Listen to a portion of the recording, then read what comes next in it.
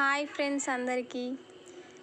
ఈరోజు నేను గోరుచిక్కుడు ఫ్రై కాదు గ్రేవీ అని చెప్పొచ్చు, చాలా టేస్టీగా ఉంటుంది. గ్రేవీ లాగా థిక్గా రావాలి అంటే ఎలా చేయాలో చెప్తా, చూస్తూ ఉండండి. వీడియో మాత్రం స్కిప్ చేయకండి.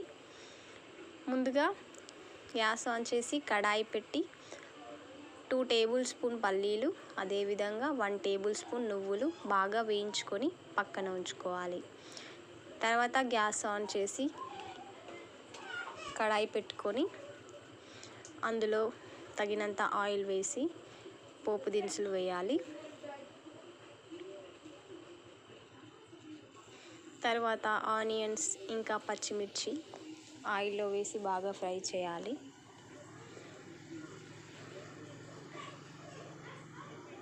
ఈ గ్రేవీ అయితే చాలా బాగుంటుంది. మీరు ఎప్పుడు ట్రై చేయకపోతే మాత్రం తప్పకుండా ఈ విధంగా ట్రై చేయండి. టేస్ట్ అయితే సూపర్గా వచ్చింది.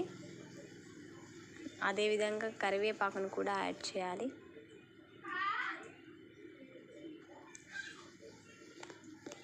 ఆయిల్లో బాగా ఫ్రై అయ్యాక అల్లం వెల్లుల్లి పేస్ట్ 1 స్పూన్ యాడ్ చేయాలి.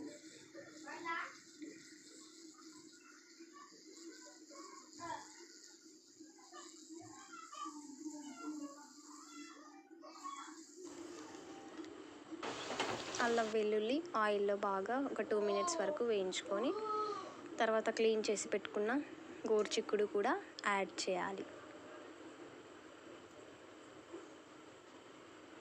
నేనైతే చాలా చిన్నగా కట్ చేస్తాను ఫ్రెండ్స్. పెద్దగా కట్ చేస్తే తినడానికి చాలా ఇబ్బంది అవుతుంది. ఫ్రై కర్రీస్ అయితే చిన్నగా కట్ చేస్తే పిల్లలు కూడా ఈజీగా తినేస్తారు. అందుకే వెజిటబుల్ కట్టింగ్ అనేది నీట్గా ఉండాలి. నీట్గా ఉంటేనే పిల్లలు కానీ పెద్దలు కానీ చూడడానికి ఇంట్రెస్ట్గా ఉంటుంది, తినడానికి కూడా చాలా ఇంట్రెస్ట్ చూపిస్తారు. అదేవిధంగా 1 టేబుల్ స్పూన్ సాల్ట్ అయితే వేసుకున్నాను. సాల్ట్ కొద్దిగానే వేసాను, ఎందుకంటే ఇందులో వేసే పల్లి నువ్వుల పౌడర్ ఉంది కదా, అందులో యాడ్ చేయాలి కొద్దిగా సాల్ట్. అందుకే టమాటోస్ కూడా యాడ్ చేశాను.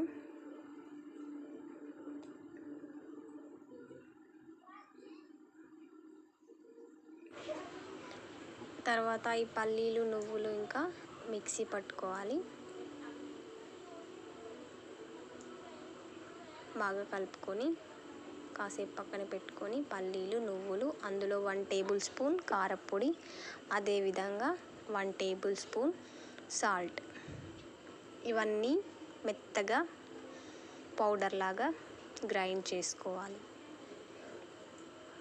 గ్రైండ్ చేసుకున్న ఈ పౌడర్ని ఉడుకుతున్న ఈ కర్రీలో యాడ్ చేయాలి. ఒకసారి బాగా కలుపుకొని తర్వాత ఈ పౌడర్ని యాడ్ చేయాలి.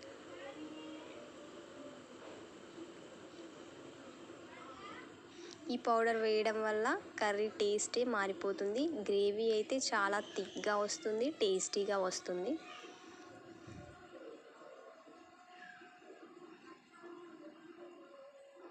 చాలా బాగుంటుంది ఫ్రెండ్స్. బాగా కలుపుకొని ఉడకనివ్వాలి. తర్వాత ఒక 2 టేబుల్ స్పూన్ కారపొడి వేసుకోవాలి.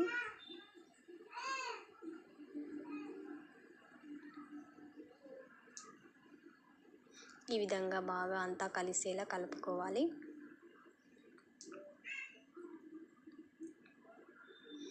తర్వాత ఒక 1 కప్ అయితే వాటర్ యాడ్ చేశాను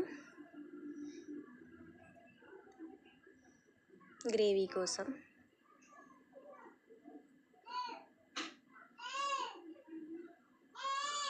ఈ గ్రేవీ థిక్గా అయ్యే వరకు ఉడకనివ్వాలి.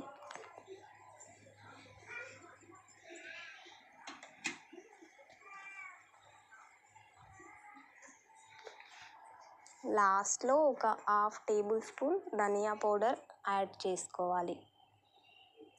గ్రేవీ థిక్గా అయిన తర్వాత ఫైనల్లో